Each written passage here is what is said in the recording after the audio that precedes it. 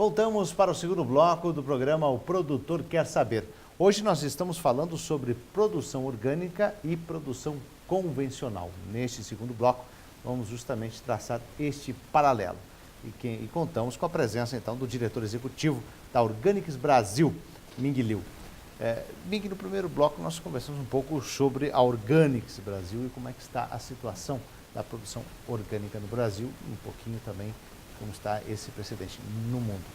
Agora, explica para a gente, após essa regulamentação, né, qual é o ponto que nós podemos traçar em relação ao que é a produção orgânica no Brasil hoje?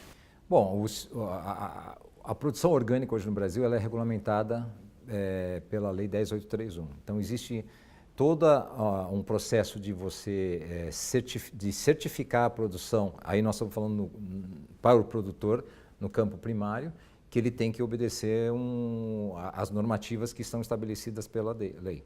Existem três formas que o produtor que queira se certificar orgânico, ele possa estar adotando. A primeira forma de se certificar é o que nós chamamos de organismo de controle social, onde o produtor individual, desde que ele se enquadre dentro de um tamanho de propriedade, atividade econômica, sendo a sua única atividade econômica, ele pode se cadastrar junto ao Ministério da Agricultura no seu estado, na delegacia regional, e ele preenchendo os requisitos básicos de classificação, ele é certificado como orgânico e ele só pode vender diretamente ao consumidor. É o que hoje nas cidades você tem nas feiras orgânicas, onde o produtor vende o produto diretamente ao consumidor e a granel. Então essa é a primeira forma que o produtor pode se certificar. A segunda forma é uma forma que o Brasil acabou sendo pioneiro nesse modelo de certificação, que é o chamado sistema participativo. O sistema participativo permite que um grupo de produtores ou uma cooperativa ou uma associação de produtores possam se cadastrar junto ao Ministério e também dentro das regras que estão estabelecidas na lei de conformidade, eles podem se certificar e eles se vigiam, né, dentro do seu grupo de produção e são permitidos então a produzir com o selo de produto orgânico com o selo participativo. E a terceira modalidade de certificação, que é aceita mundialmente em todos os outros países, é a certificação por certificadora de auditoria.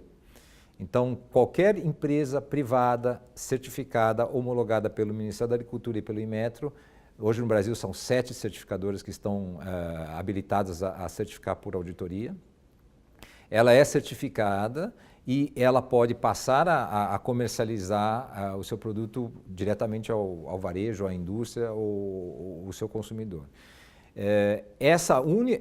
A certificação por auditoria é a única forma que o produtor tem de, se ele pensar um dia em exportar o seu produto, ele já vai estar em conformidade, porque as outras duas ainda não são reconhecidas internacionalmente. Porém, a validade do selo, seja ele participativo, seja ele por auditoria, ele é igual aqui no país. E o produtor que é certificado como organismo de controle social, esse ele não precisa estar comercializando com selo, ele simplesmente precisa apresentar a licença dele na hora que ele for fazer a venda ao consumidor e que ele está registrado no Ministério da Agricultura. Então essas são as três formas que o produtor pode pensar em se certificar e, obviamente, visualizando o que ele pretende para o futuro. A certificação por auditoria é a que tem maior custo, porque são certificadoras privadas, né? Então ela tem um custo, às vezes, que é até proibitivo para alguns produtores pequenos, e por isso que eles se organizam em grupos. O sistema participativo já é um sistema colaborativo, e a OSS não tem nenhum custo, ele simplesmente faz o cadastro junto ao Ministério. Então essas são as três formas que o produtor pode se enquadrar. No processo dele tomar a decisão de querer fazer a conversão para o orgânico, aí ele tem que seguir algumas regras das questões de insumos que eles estão usando para se aplicar no solo, os tratamentos que eles fazem para pragas. Aí existem uma lista positiva e uma lista negativa de insumos que ele pode usar e que ele não pode usar no campo, e quando ele vai para o processamento também. Existe toda uma regra de produtos, processos que ele tem que seguir. No caso de produtor primário, se o seu entorno tem agentes causadores de contaminação, por exemplo, se seu vizinho aplica agrotóxicos, por exemplo, via ar, então isso é um problema sério para ele, porque de alguma forma isso aí pode vir para a produção Pode dele. contaminar a produção. Pode contaminação, exatamente. Então tem que ter barreiras físicas naturais que tem que delimitar essa possibilidade de contaminação. E aí é cada caso. Aí seria importante, assim, em algumas cidades, alguns estados, o próprio Senar tem ajudado, órgãos como a Emater, né, ajudando nesse processo de preparação para a certificação. Eles podem tirar essas dúvidas de acordo com a particularidade de cada produtor. E existe, depois que consegue a certificação, existe um monitoramento, essas auditorias, para realmente ele tem que continuar seguindo todas as regras. Sim, anualmente nos 3 casos, anualmente, o MAPA, o Ministério da Agricultura, faz o seu processo de auditoria. Existem as auditorias surpresas, né, que pode aparecer a qualquer momento, e existe, no caso das certificadoras por auditoria, existem também as programadas. Então, a questão é estar anualmente renovando essa licença de produtor orgânico. Agora, com relação ao futuro, né, da produção orgânica, principalmente no Brasil, com relação à convencional, né, dentro deste parâmetro, tem espaço para todo mundo? Quer dizer, é um segmento, é um nicho de mercado, ou é apenas um sonho de que se consiga produzir somente orgânico? Eu vou dizer o seguinte, se você for avaliar pelo tamanho do mercado de orgânicos hoje no mundo, nós estamos falando de um faturamento na ordem de 85 bilhões de dólares no mercado global. 85 bilhões de dólares, se você pegar uma empresa do porte como uma Cargill, por exemplo, nós estamos falando de empresa agrícola, praticamente a Cargill fatura muito mais do que isso, né? Porém, se você ver as estatísticas de consumidores, né, que têm acesso, que têm comprado orgânicos nos últimos tempos, em todas as palestras que eu fiz, eu faço essa pergunta: olha, quem daqui da audiência aqui consumiu orgânicos nas últimas 2 semanas?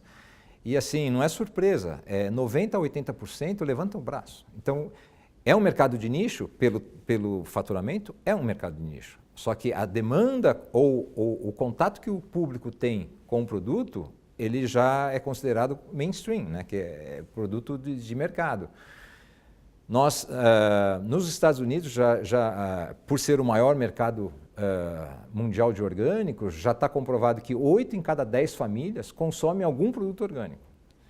E aí vem a pergunta, mas os orgânicos conseguem abastecer o mundo? Não, não conseguem nesse momento. Mas algum produto, seja um café da manhã, uma fruta, um legume, o consumidor já faz essa compra. Então, a possibilidade, o potencial desse mercado daqui para frente é praticamente ilimitado. Se você for ver, nós estávamos ouvindo aí a palestra do ex-ministro da Agricultura, dizendo o seguinte, que existem praticamente 60 a 70 milhões de hectares em áreas cultivadas no Brasil e existem um pouco mais de 80 milhões de hectares para reforma agrária. Quer dizer, e boa parte dos assentados de reforma agrária, eles começam na agricultura, na agroecologia e que aos poucos eles passam pelo processo de certificação e vão para a agricultura orgânica. Então, o potencial existe. É questão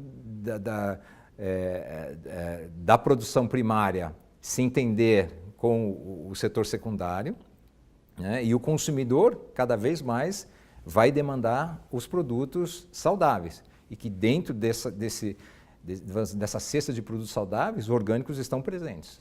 Não estou dizendo que vai ser um mercado só para o orgânico, porque o produto agroecológico, ele não necessariamente é orgânico, ele pode ser da agricultura familiar, mas é um produto que você conhece, você tem uma rastreabilidade.